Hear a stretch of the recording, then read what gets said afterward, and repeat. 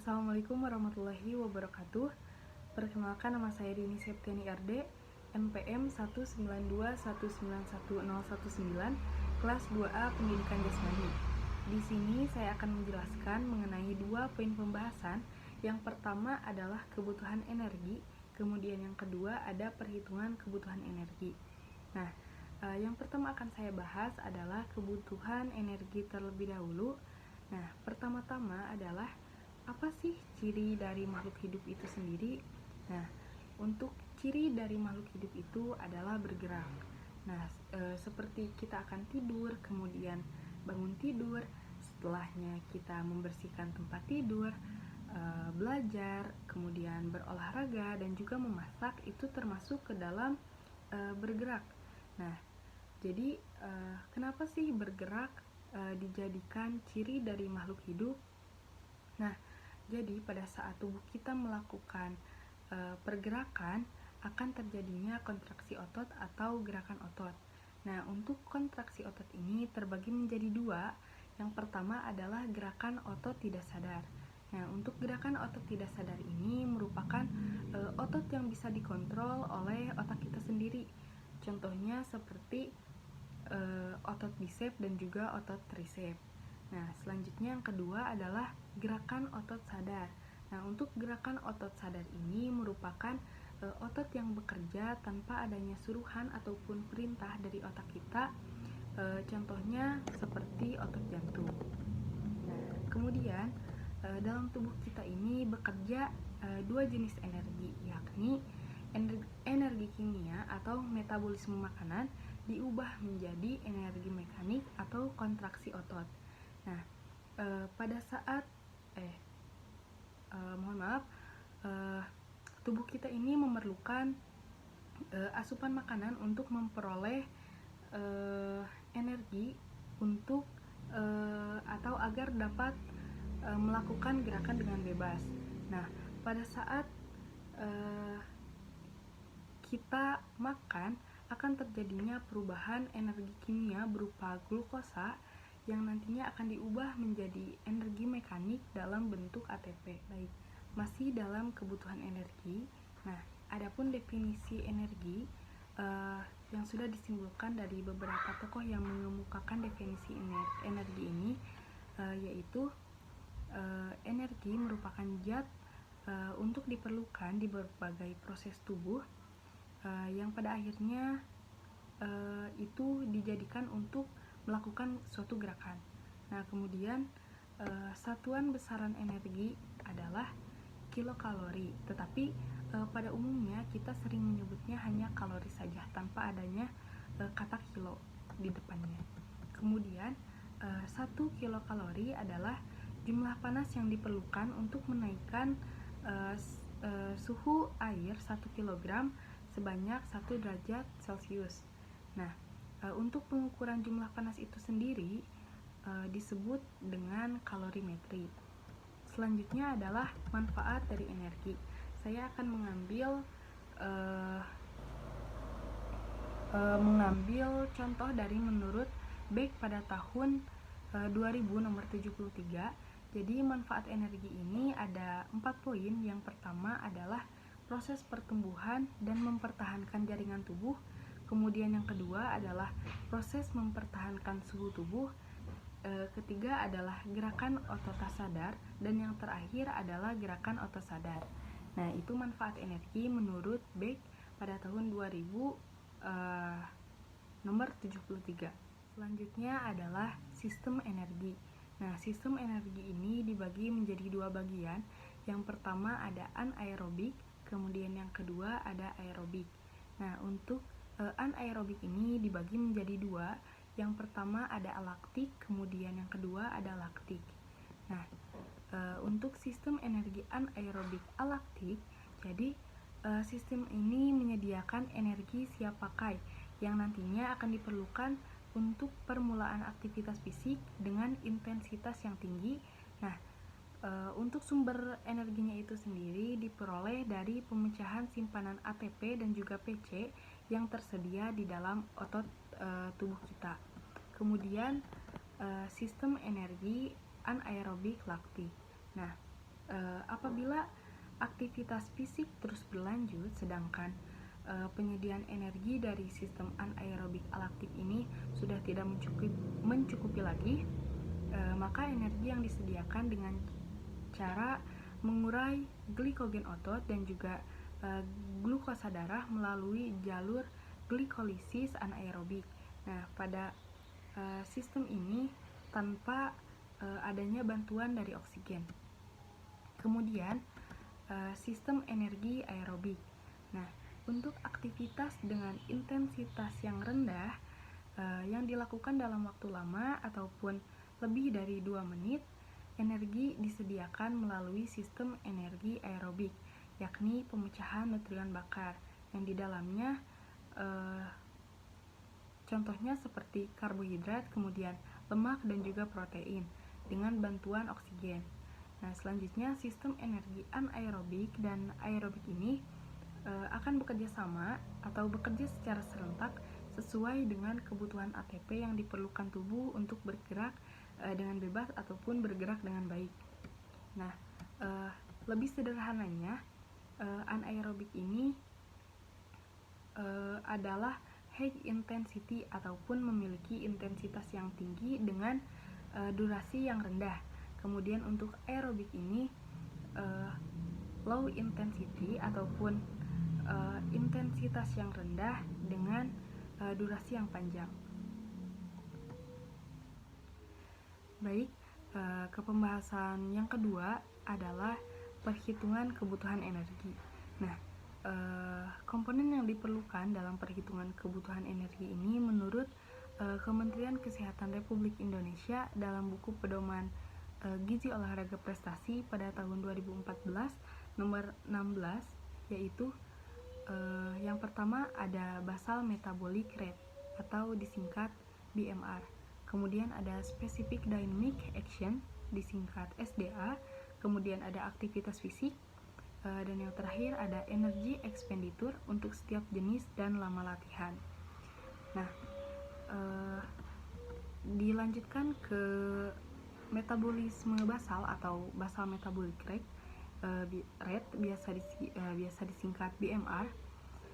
Dari beberapa pengertian yang sudah dikemukakan oleh beberapa tokoh, dapat disimpulkan bahwa angka metabolisme basal disingkat AMB atau BMR ini merupakan energi yang dikeluarkan pada saat istirahat atau pada saat tubuh kita sedang tidak melakukan pergerakan apapun, hanya saja organ bagian dalam kita yang melakukan gerakan.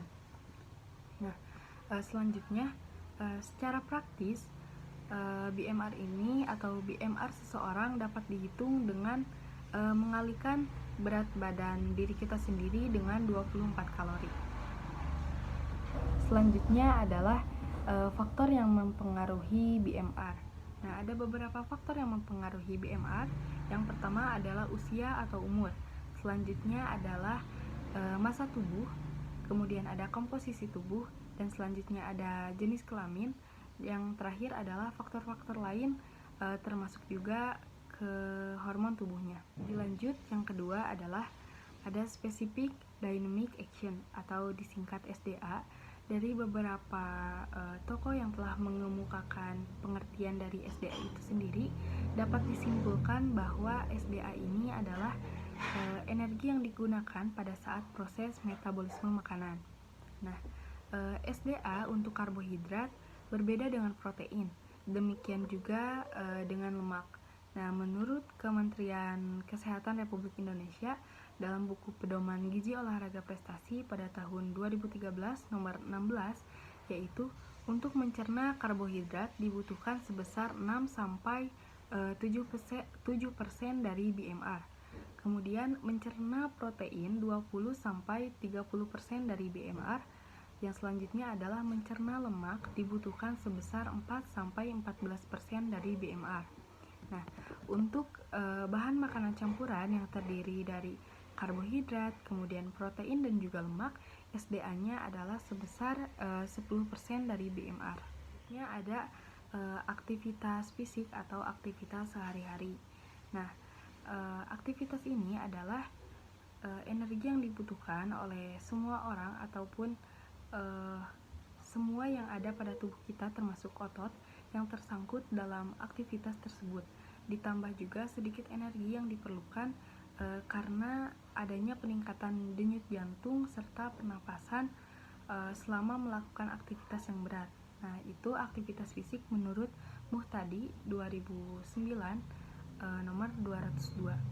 Nah, selanjutnya adalah aktivitas sehari-hari. Nah, aktivitas sehari-hari ini adalah kegiatan rutin harian termasuk aktivitas olahraga. Jadi, aktivitas di sini adalah aktivitas yang biasa dilakukan sehari-hari beserta aktivitas olahraga yang dilakukan setiap harinya.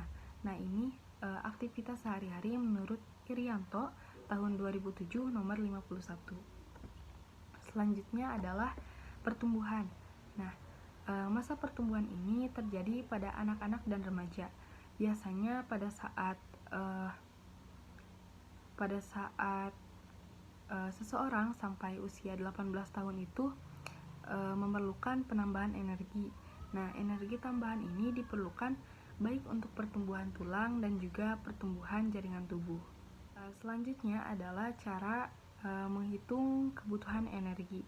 Nah, untuk cara menghitung kebutuhan energi ini terdiri dari beberapa tahap.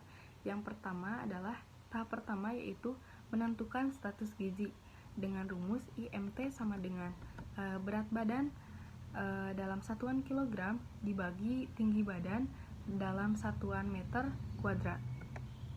Nah, untuk status gizi itu sendiri ada sangat kurus yang dikategorikan kekurangan berat badan tingkat berat atau IMT-nya kurang dari 17,0. Kemudian untuk status gizi kurus kategorinya adalah kekurangan berat badan tingkat ringan.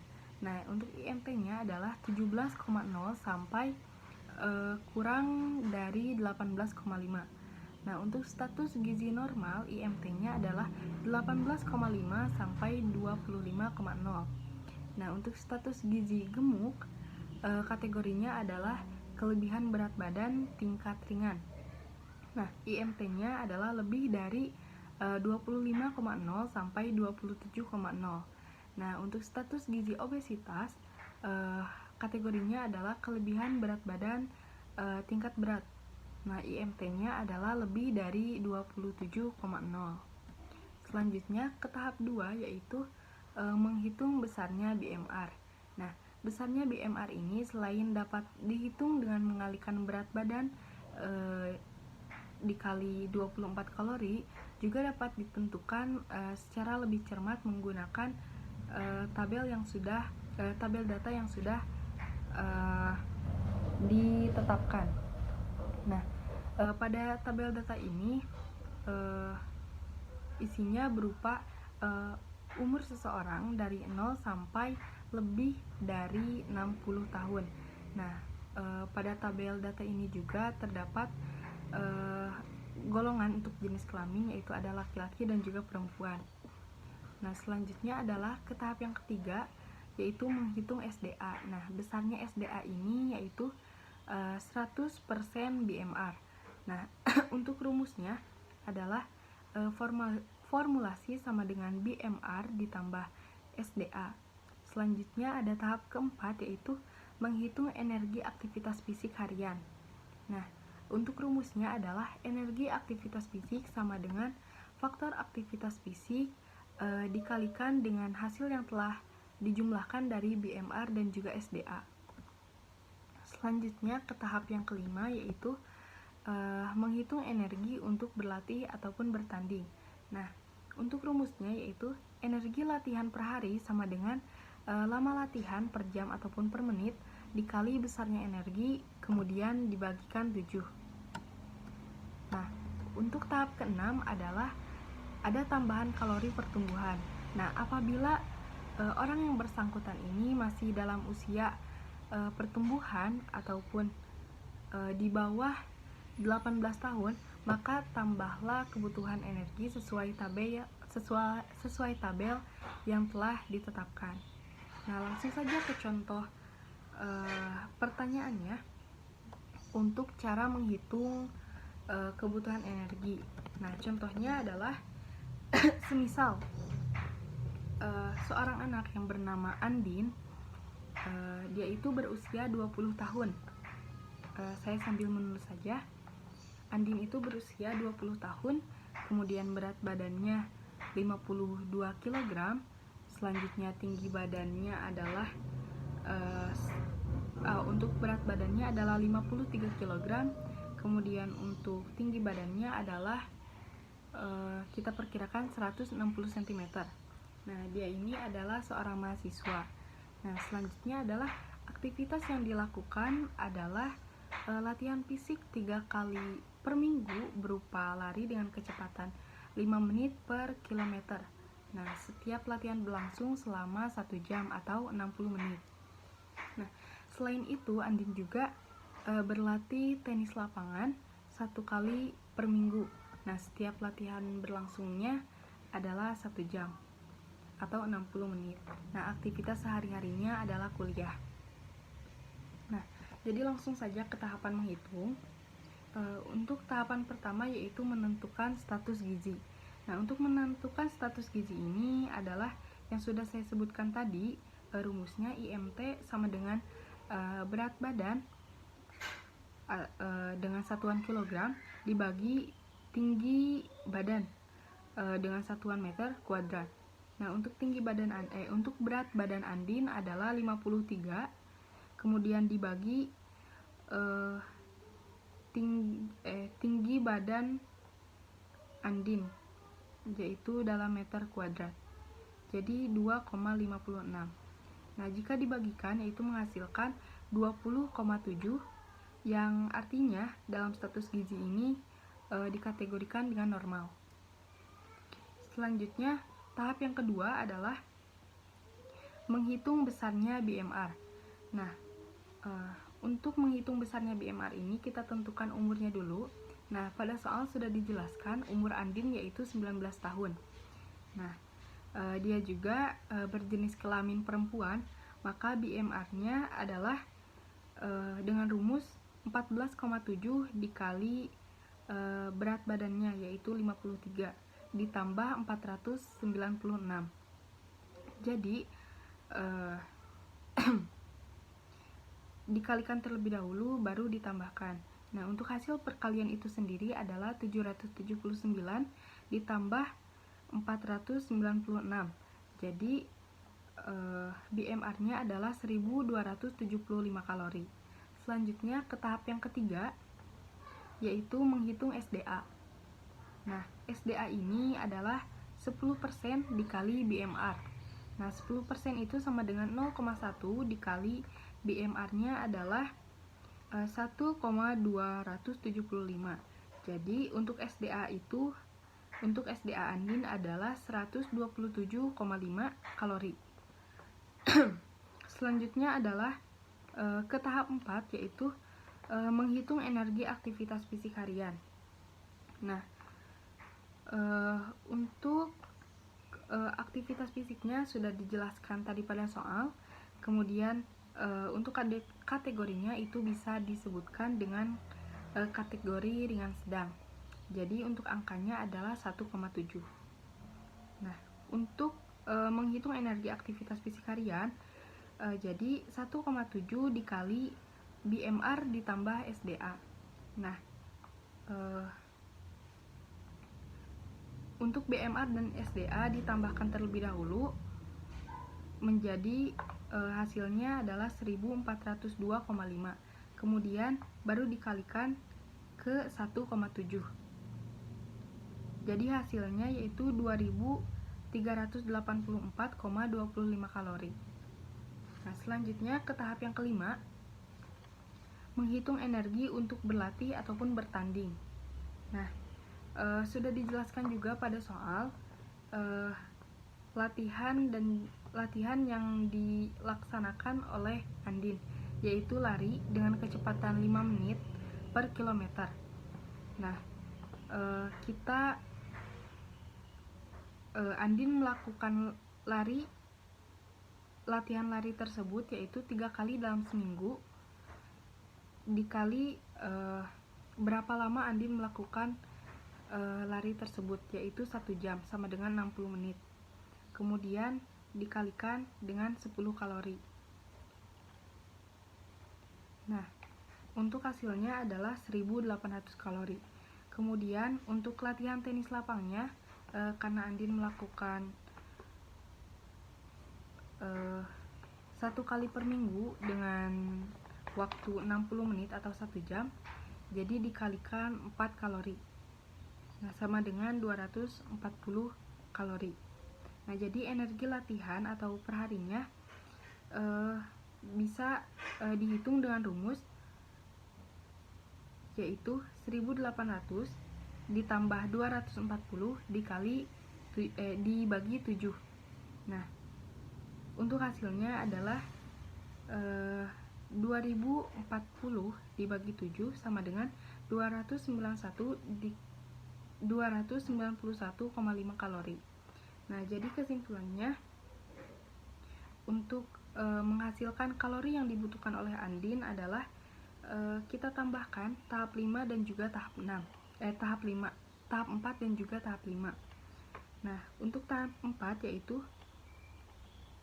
2384,25 ditambah tahap 5 yaitu 291,5. Jadi kalori yang dibutuhkan oleh Andin yaitu sebesar 2676,3 kalori. Nah, mungkin sekian apa yang dapat saya sampaikan. Atas kekurangannya saya mohon maaf.